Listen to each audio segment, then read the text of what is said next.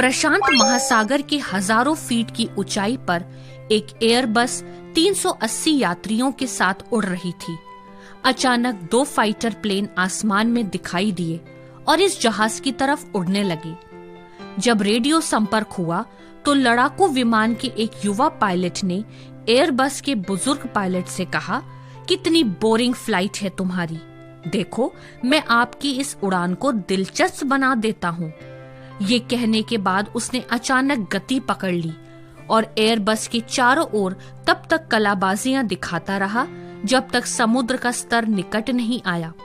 वहां से ये ऊपर गया, साउंड बैरियर को तोड़ दिया, मुड़ गया और एयरबस की तरफ आ गया। उत्तेजित स्वर में उसने फिर पूछा, कैसा लगा? एयरबस पायलट ने कहा, ये तो कुछ भी नहीं है, अब आप देखिए मैं क्या दिखाता हूँ। दोनों फाइटर प्लेन देखने लगे। समय बीत रहा था लेकिन विमान सीधा उड़ रहा था। काफी समय बाद एयरबस के सीनियर पायलट का एक रेडियो संदेश आया जिसमें पूछा गया कि आपको कैसा लगा।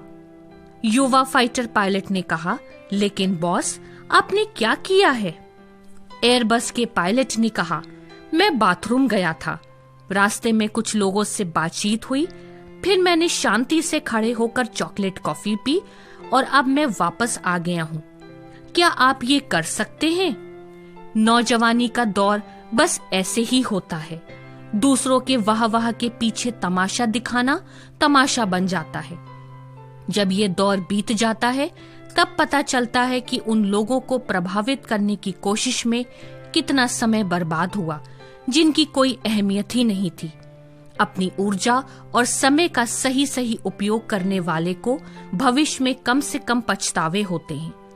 बाइबल कहती है, कोई तेरी जवानी को तुच्छ ना समझने पाए, और दूसरों के समक्ष एक आदर्श बनने को भी कहती है।